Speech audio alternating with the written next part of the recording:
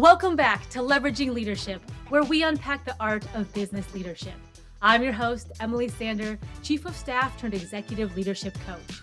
This show is all about finding your points of greatest influence and leveraging them to better serve those around you. And today's guest is Dela Quist. Dela, welcome to the show. Thank you very much. Hi, Emily. How are you doing?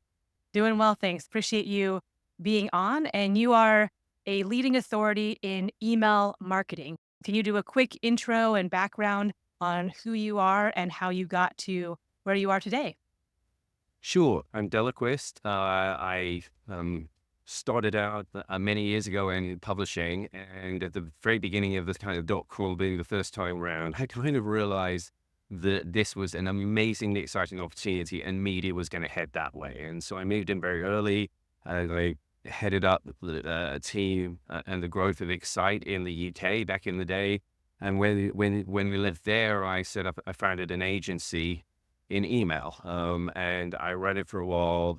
I sold it, and I'm now generally trying to do things I enjoy, which is talking to people, meeting people like you, and sharing my knowledge. There's something really wholesome, fulfilling about teaching people to do a better job and being part of the process and watching them grow. I resonate with that because I feel the same way. When I went to my coaching practice full time, it was, oh, okay, this is meaningful. I feel fulfilled and I get to be excited at what I do each day. So definitely relate to I that. learn a ton, right? Yes, and you get to talk to interesting people and you just wake up and like, oh, I get to have these types of conversations and I get to share whatever knowledge I have to help other people. That's a great place to be in a career and in life. Yeah. So that's awesome that we're both there in different ways. So email marketing, this is a large topic, but just to set the stage, can you maybe put it in context in the larger marketing umbrella and where you see that and how you approach email marketing? Um, yeah. In media, you get people to pay you to be within your content, okay, and put their message there. And if the content is good, and as a result of the good content, the audience is good, then the advertising works. And better content and a larger audience always beats worse content and a smaller audience. That's kind of the media message. And I brought that with me. Now, when I first moved into email, a lot of email was started by folks in DM, direct marketing. And direct marketing is very cost-driven, right? So wastage is a big issue in direct marketing. So you spend a lot of time trying to send the fewest messages as possible to the most defined audience because you're paying $100 a unit, right? That Amex thing that you get in a pretty box that only with a ribbon and all that, that's like $100 to get it to you. You're not going to send it to everybody. And so what I found really strange was that the market immediately moved because we could see opens and clicks into a very direct marketing way of thinking about it. And right from the get-go, there's been a view in the marketplace that we should be trying to send as few emails as possible. Okay. And there's two reasons for that. One is the spam word. Everyone in email marketing will be called a spammer. It's just the most annoying thing you can ever imagine. You go to a dinner party and you say, oh, what do you do? I'm an email. Oh my God, you send me all those terrible emails. Right? That's what they will say to you. If you're a surgeon, they'll go, oh, that's really interesting. Or if you work in TV commercials, they go, oh, I saw your commercial. It was really, really cool. And really, in essence, that's what it is that there's a tendency to shy away from the media part of email, right? As in the broadcast part of email, and focus only on the, oh, they opened, they clicked, and they bought. And so that's what I brought that's different. So I'm known for saying, send more email. And as if that's a dirty word. Now go to a TV conference and say, listen, guys, you really want to try and, not for money reasons, you have an unlimited budget, but try not to spend it, or, you don't have too many commercials. There's no such thing. But in email, they go, oh, listen, you've got this really big list, but don't mail them because I hate getting email. And that's that's the thing. I'm passionate about email because I think it really works. I think it's very good for consumers. It's very controllable. It's not as intrusive as anything else in my view. And And yet we have an industry that sort of worries about, oh, I did too much. And that's basically what it is. Off of that, where do you come down on the pros or cons of the batch and blast approach versus the very tailored, personalized messages? Okay. Batch and blast. There's so much prejudice in that term, right? Batch and blast. Okay. So because you sent the same email to everyone on your list, then it's batch and blast. But if you send the same email to your segment of VIPs, that's not batch and blast. But you still batch the email and sent it, right? So batch, whether you automate it or anything else, it's just a ridiculous term made to make people feel bad. Okay. You want the biggest audience. So by that definition, Super Bowl's batch and blast because you had the biggest audience you Right? could possibly Oh. have on the day, most of whom will overbuy your product because it's a man's product and 50% will be women, or it's a women's product and 50% will be, or it's for seniors and everyone is a G. You know what I mean? But the point is you want the widest reach because you're trying to build your brand. Okay. So I don't call it batch and blast. I call it branding emails, right? Mm. And it's not an either or. It's not like, oh, you only batch and blast and you only send personal segmented. You understand which does which. So everybody should send an email to everybody on their list at least once a week. That's my mantra. On top of that comes everything else. So the other thing to remember is unless you've opened an email or clicked, I don't know anything about you. So how do I Mm. personalize it? Right? But if you open an email and you click on it and you click on the product, you will suddenly can say, oh, this person likes this and start building a picture. But you can't engage with someone you didn't send an email to. You can't engage with someone you're not talking to, right? So the point about sending to everybody is to ensure that, I know that's why I call it brand impressions. You have to make sure that everyone gets at least one brand impression from you a week in their inbox. Opens, which will then drive journeys, or a click, which will drive another journey, or a purchase, which will drive another journey, or it'll give you an anniversary to say, a year ago, they opened my email. Maybe it's because it's someone's birthday in the family that they didn't know about. So the brand driving emails, or if you like, the engagement driving emails, they go to everyone because you don't know enough, but they're telling them about your brand. They're reminding you. So it's sort of two brands. They both sell jeans, okay? Brand A sends 2 emails a week. Brand B says 1 email a month, okay? All things being equal, right? To the same customer or groups of customers, when one of them spontaneously goes, I need a pair of jeans, okay, which do you think they're more likely to buy from? The one that they're sending 2 emails a week from, or the one that they're sending 1 email a month to? The chances are the 2 emails a week are in the inbox the minute they think about it, and possibly even prompted the, oh, I must get those jeans. But if you don't do that, that doesn't happen. And so that's kind of, that's the way it sort of goes back to what I was saying, because I see it as media and I see each email as an impression, whether someone opens it or not, and each impression to be valuable. It kind of, it really flips the way you think about everything you're doing if you think about it in that way.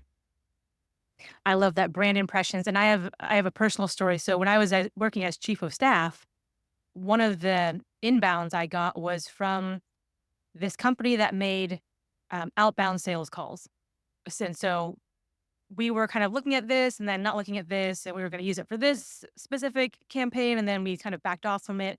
This woman emailed me like consistently for a year and a half. And I was like, she's going to give up. This is going to go away soon. I'm going to get off her list. And it just kept coming, very polite, very professional, but top of mind. And when the company made a decision, hey, we need some help with, some outbound calls to this segment, guess who I called? Guess who I emailed back? Because she was literally like top of mind and Yes. almost top of my inbox every couple weeks. And by the So way, that's to add to that, if that didn't work, billboards wouldn't work, right? If you good. took down a billboard every time someone drove past it, it didn't call you, right? Or didn't scan the QR code, you would go nuts. There would be no billboards.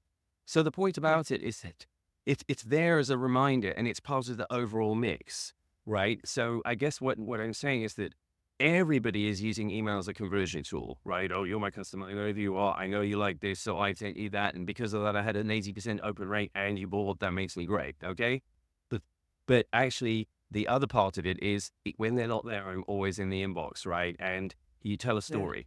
So if you send these easy numbers and they sound good in a podcast or when I was speaking at a conference, if you do an email a month, you've got 12 pieces of real estate, subject line wise, assuming no one opens anything in a year, right?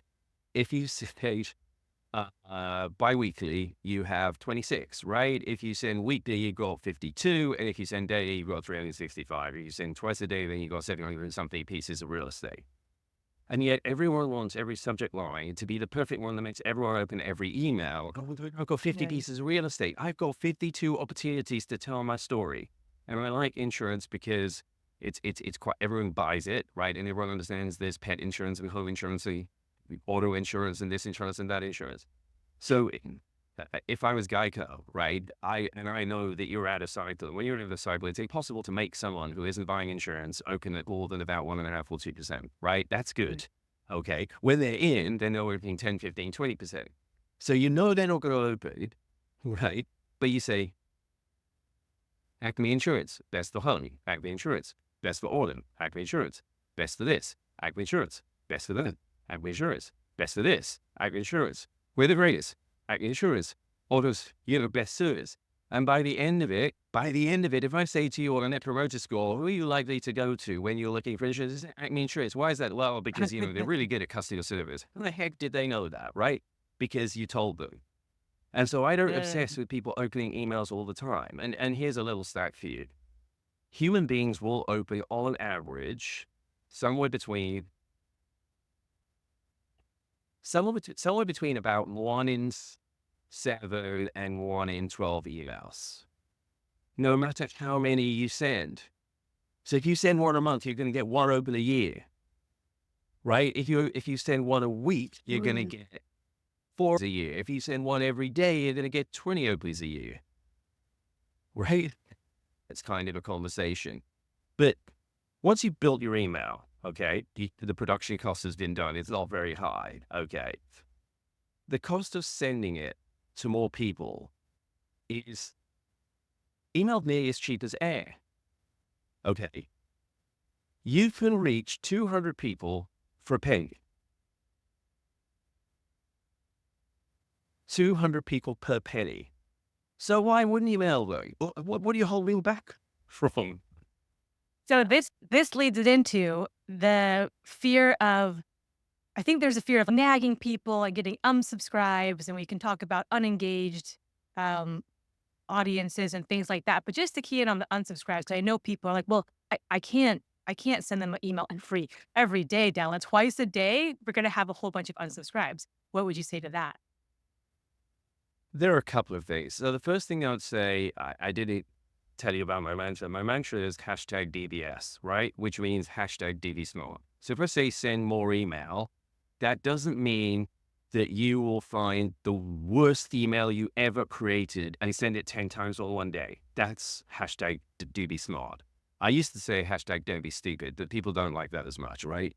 Please, if I say it's safe to leave the building, don't say not if you jump out of the 10th floor window.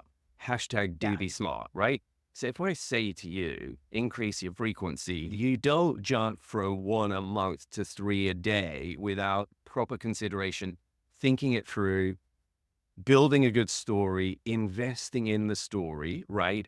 And making it happen. So I have 3 channels, let's say. I've got direct mail, which is like $500 a thousand or $50 to $5,000 a thousand. I've got TV, which is $250 a thousand. I've got press, which is, $140 a thousand. I've got email that's 50 cents a thousand. Okay. That's the difference. If you can't send one more email a week, then that's your fault. Okay. If you think about it, and I'm going to TV commercials are really easy to say. So, Geico, the lizard has changed no end. Has it not? It's so much more 15%. sophisticated, but everyone knows 15% in 15 minutes. Everybody knows that. But the creative for the lizard has improved over the years. I mean, if you look at don't look at an Amazon email from 15 years ago and compare it to now, and you'll understand how much we've improved, and yet we're still crap, right?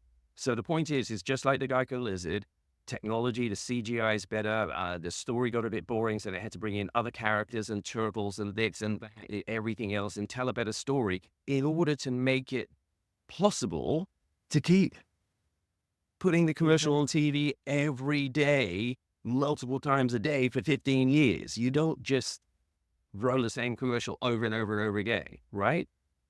Same thing. If you're sending one email a week and I say send two, and you tell me you physically are incapable of finding a reason for someone to take two a week, you're not very good at your job. That's my view, right? And I put it another way.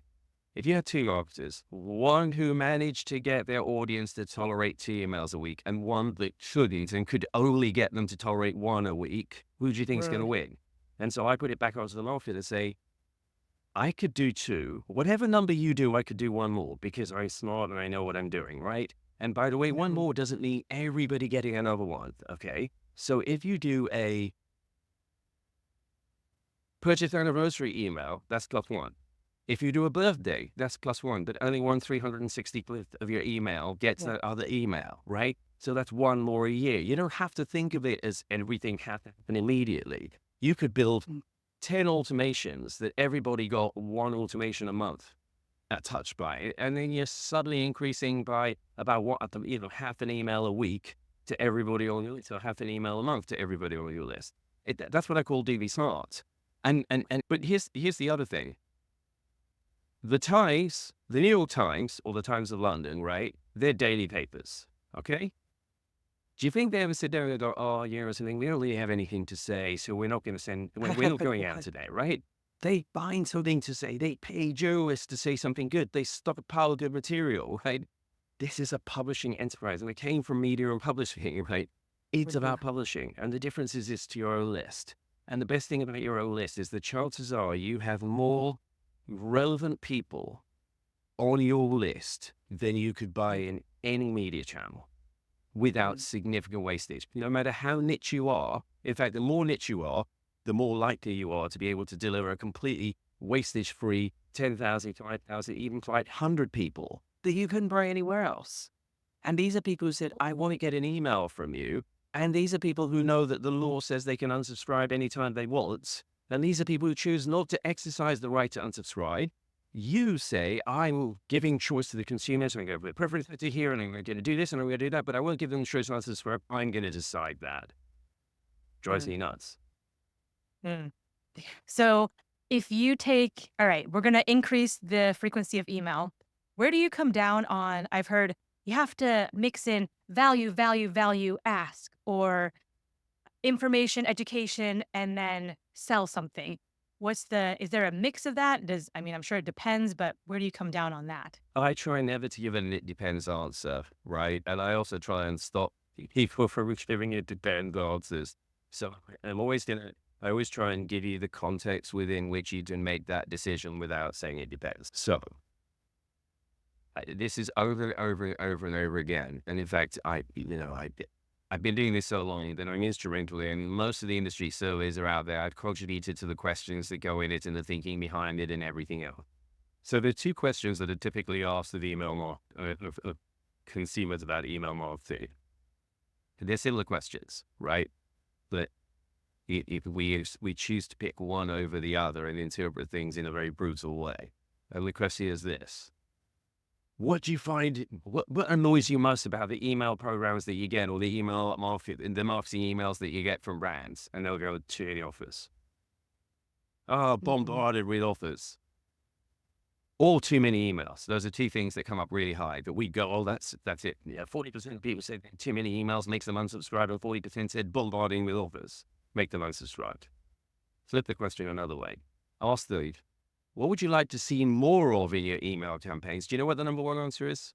More offers, right? If you break down the people who say, oh, I get too many emails, okay, the people who are most likely to say it get the fewest emails. They hate email, period. They're not, does that make sense? So they're clean inboxes. And clean inbox people are endemic in MarTech and marketing and are kind of white collar, we get too many emails. The most blue collar or regular people don't get that many emails. My mom's lucky to get 5 emails a day. Okay. She doesn't. She might be suspicious of them and she's of an age where she might be worried and everything else. But the bottom line is she doesn't suffer all the frustration. It doesn't even come into her mind to worry about being bombarded with emails. So the people who respond with the strongest negativity around too many emails, actually, when you ask them how many marketing emails a week they get, they'll say 5.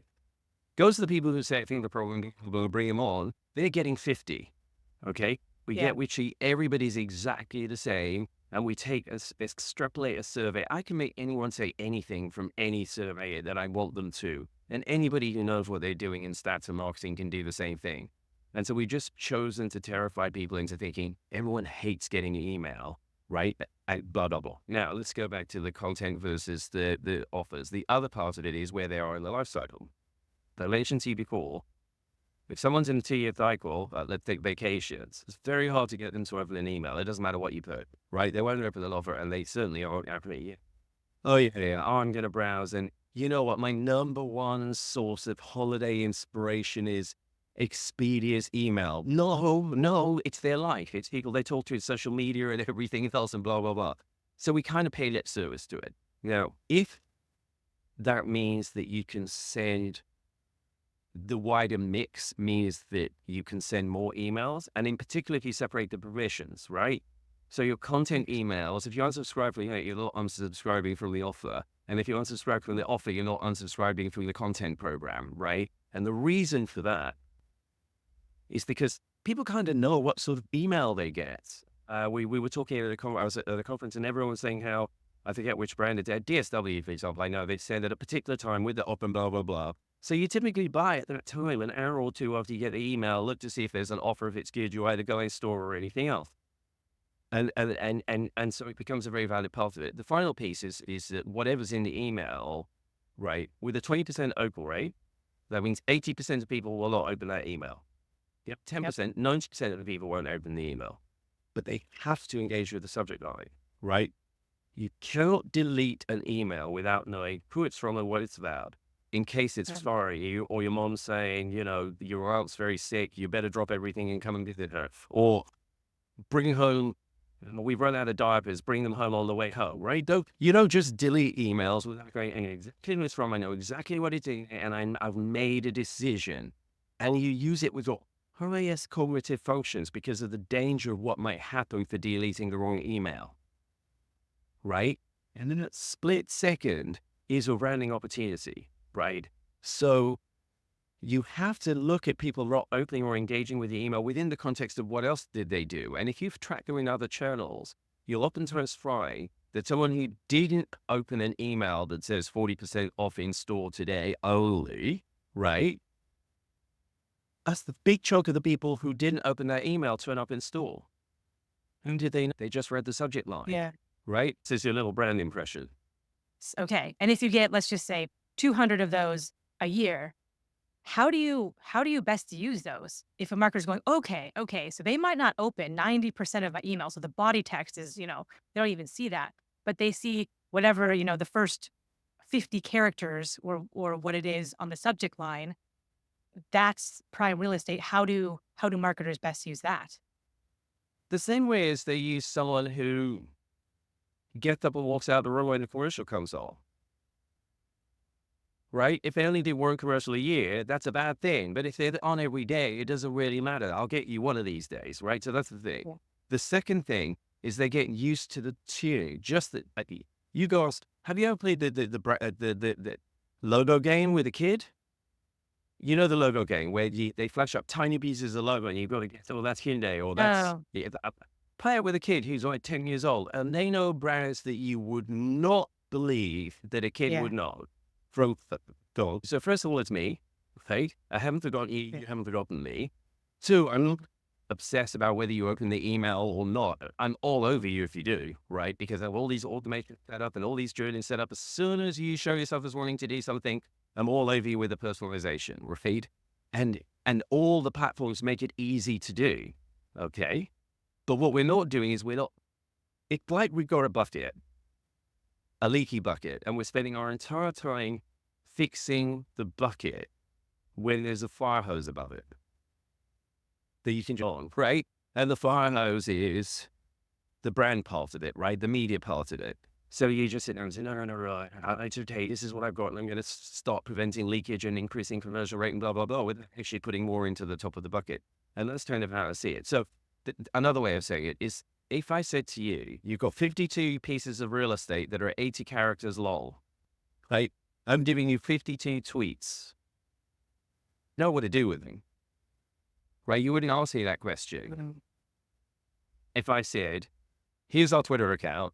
I want you to make one tweet a day or one tweet a week for 52 weeks. What would you do? You wouldn't sit down. You wouldn't waste your time coming to me and saying, I don't know what to say. You know exactly what to say. You'd say, oh, it's Juneteenth. So we'd say happy Juneteenth for all this brand. And if it was something else, we'd say, do this. And if it was something else, we'd say, oh my God, it's the holiday season coming. Or it's this. Or it's we got this in store. Or we got a new product launch. You would do that in a tweet. Just do that in your subject line. And the other thing is you have two different campaigns. So you have the weekly one that goes to everyone. That should be a branding message, right? And then you have all the automations and the clever stuff that know, oh, this guy bought this and needs a product replenishment email, blah, blah, blah. And then you do something different with those. But typically with those, you don't really have to worry about the subject line because it's product replenishment. It says it on the labels.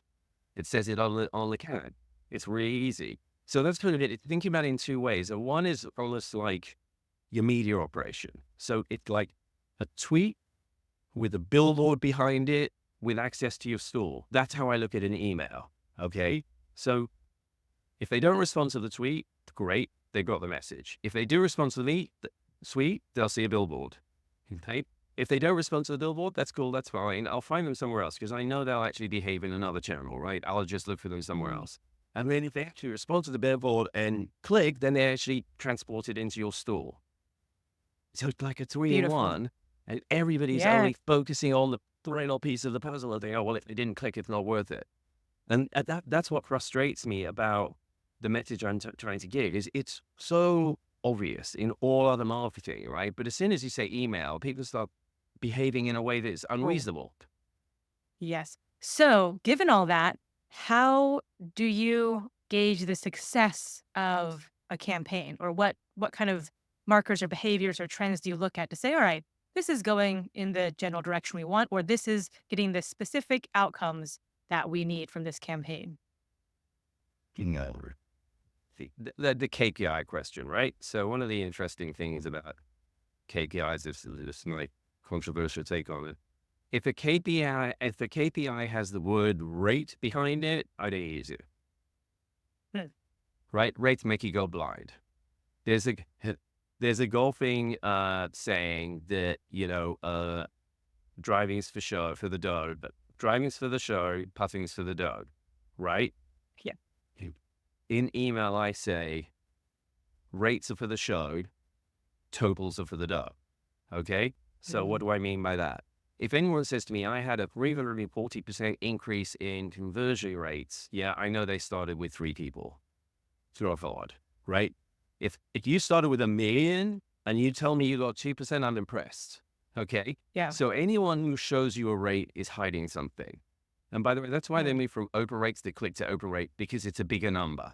Okay. And that's why people don't use click rates, because it's a smaller number. There are 2 problems with that. One, it's a smaller number and you don't look great. But the second thing is the signal is so faint that you can make mistakes. The margin for error is too high. Okay.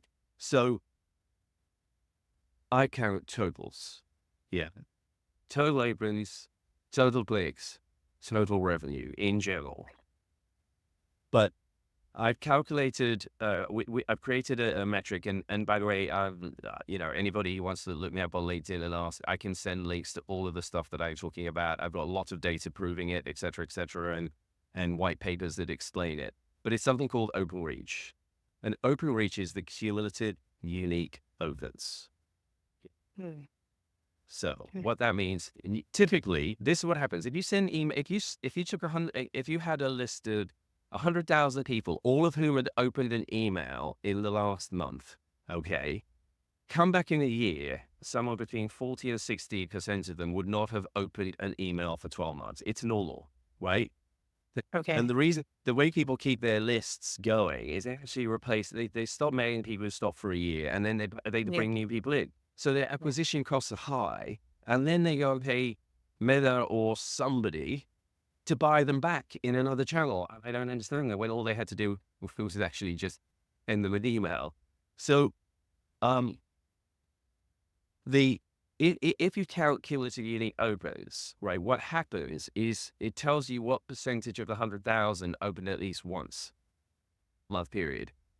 I'm not interested. The people who open 10 times, that's your mom. Ignore them. It doesn't matter. You can only buy one loaf of bread a day, right? Or one pair of jeans a quarter, or one pair of sneakers, or unless you're effective, in which case I can't sell to you anyway. You're just going to buy anything I produce, right? You're my mom. You'll just buy anything I do. But anyone else is only going to buy one a year. The biggest number of your list is the people who bought none or interacted none. The second biggest is once. The third biggest is twice, third, fourth, fifth. Do you know what percentage of people like buy photos a year? From almost anybody. It's a tiny fraction of their it's less than 1%.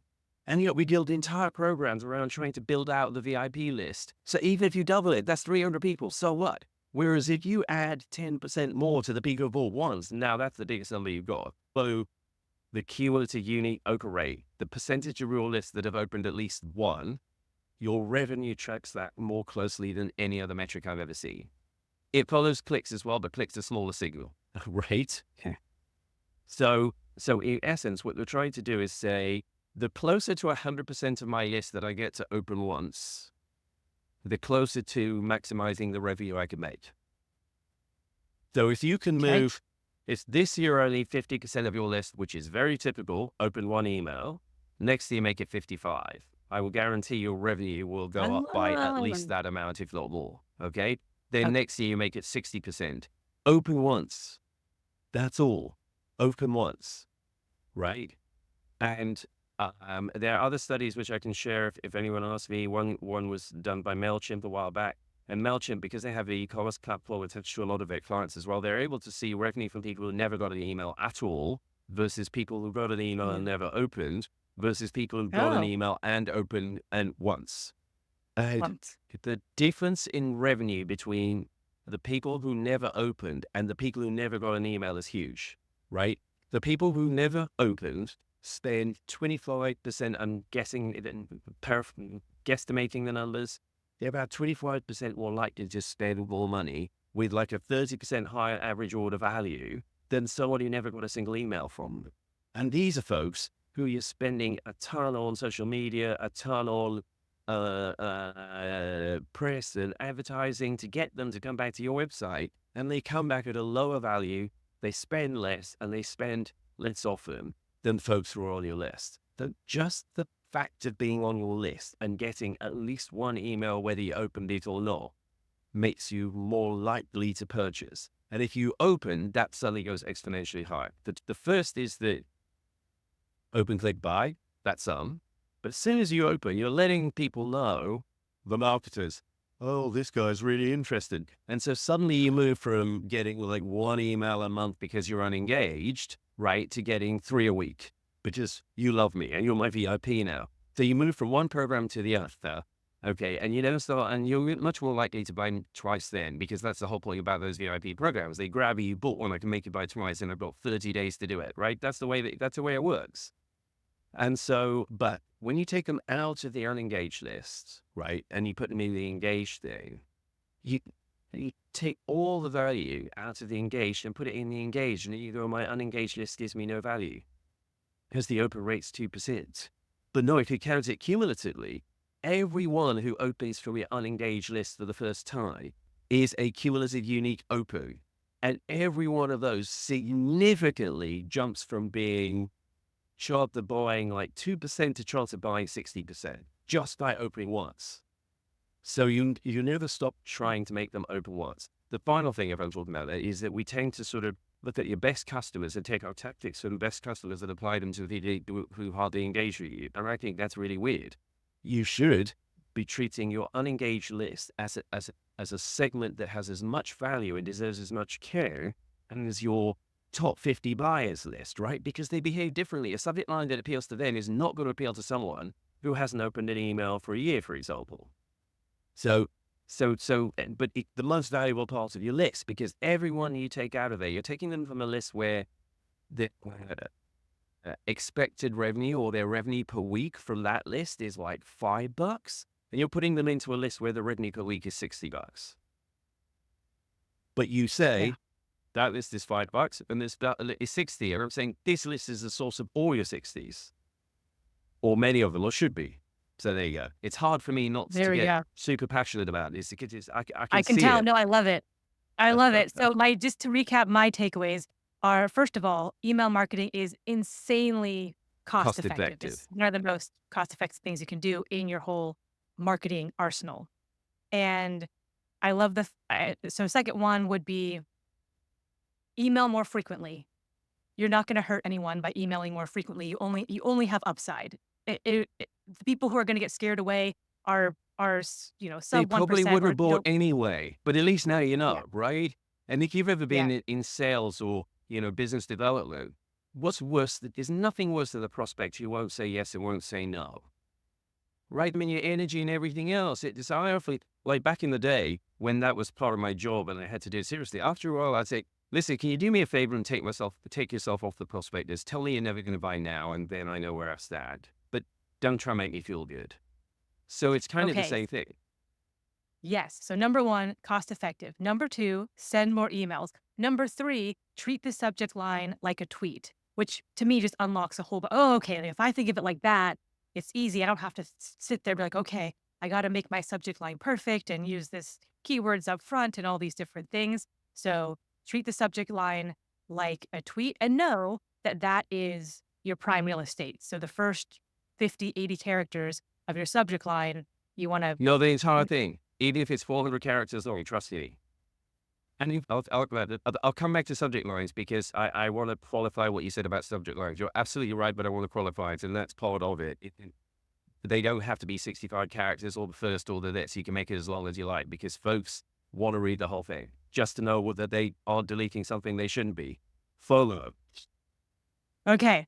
Okay. So subject line. And then if you were to do nothing else, increase the number of subscribers who open one email. Did I get that Open right? reach, correct. Open reach. Okay. So Those basically, are the takeaways that stuck in my head. yes, you're right. That subject lines is something I've thought about a lot. So here's the thing about subject lines. And tweets and all marketing messages is that human beings are very good at filtering, right? So if you say the same thing over and over and over and over again, they slowly don't see it, right? But they don't see it in a Yep. weird way. They become familiar with it, so they don't know why they respond. Does that make sense? But they are likely to respond subliminally rather than actively, okay? Like, Mm. if they, I know what it is. This is comfortable. This is what they always do. Do you know what I mean? Yeah, yeah, yeah. That's my Gap email, or that's my this email, or that's my whatever it is email that I get regularly. Okay. And when I'm not buying, it's comfortable and easy for me to just ignore it. But remember, the dictionary definition of ignore says willful, to willfully choose to do nothing, right? You can't ignore something you didn't notice. Passively. Yeah. Yes. So one of the things, but what happens is if you're very consistent in your messaging, apart from the form of message, I think you should be very consistent because that's like your brand, the little brand piece right at the beginning. What you actually should be doing, especially with people that you are trying to make open at least once, yeah, is actually mix things up. All the research that we've done, it shows that the biggest lift, we looked at like several million subject lines and the results of them and blah, blah, blah over a long period of time. And what we found is if you, we defined something new in the subject line, right? So what was new in the subject line?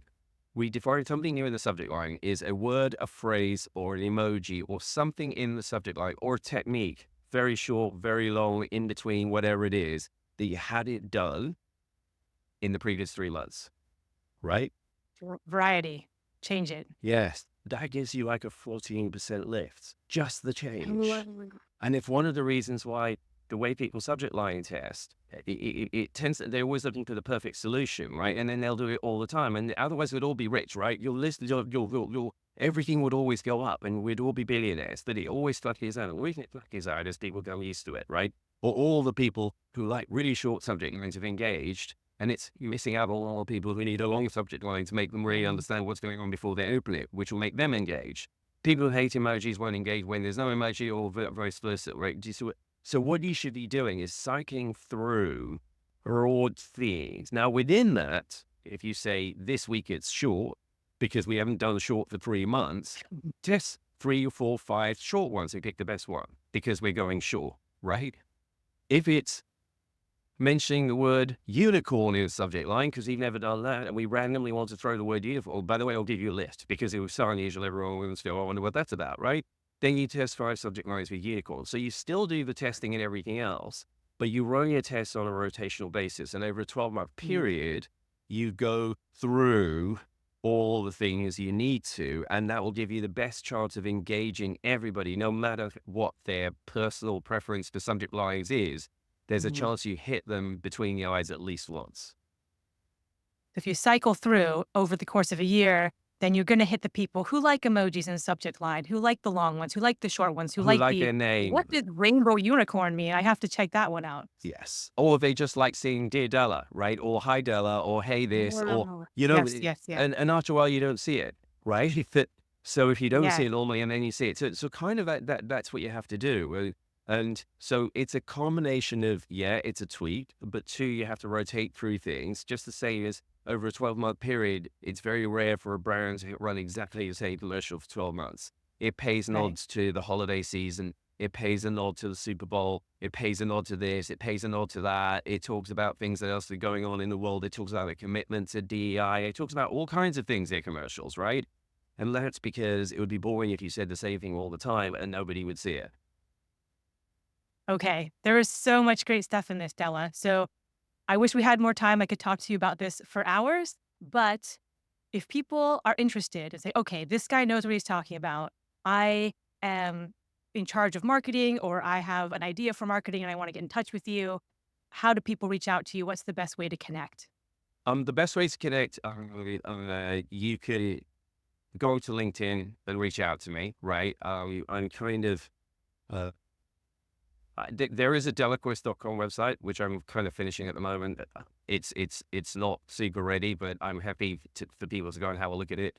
But in essence, what I'm offering at the moment, and I'm offering to anyone who listens to this, is you can book me in for a 40-minute, I would call it a personal podcast on a subject of your choice.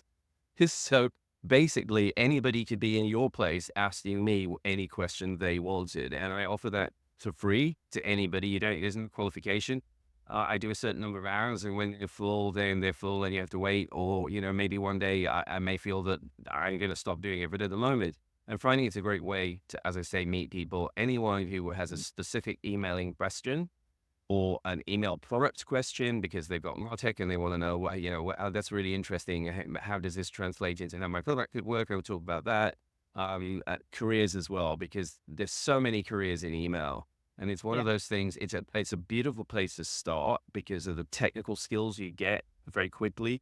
But more importantly, with email, they tend to give you the keys and lock you in a room and you can do whatever you like. It's responsibility like you would never get in search or in any of the other channels. Okay. And so it's a super, super quick way of progressing and a super, super quick way of getting into the business. And anyone who's thinking, I've done the first job, I want to move or want to get into email or I want to hire people, what sort of people should I hire? You can also speak to me about that piece in there. I'm not anything to do with recruitment. It's more advice. Beautiful. We'll have that link in the show notes, but just so people know how your name is spelled, Dela, last name You. Quist, Della Quist on LinkedIn. That's right. And I'm very easy to find. Delaquist, it's a lovely name. So it's very easy to find. There are not that many of me in the world. So I'm generally quite easy to find. I'm always on LinkedIn. So if you message me on LinkedIn, I'll accept you and take it from there. By the end of today, I'll probably have put a book a call with me link. I haven't done it, but I'll do it by the end of today. So when this goes out, hopefully people don't have to wait too long. Beautiful. Della, thank you so much. Thank you. If you enjoyed today's episode, please like, share, and subscribe wherever you get your podcasts.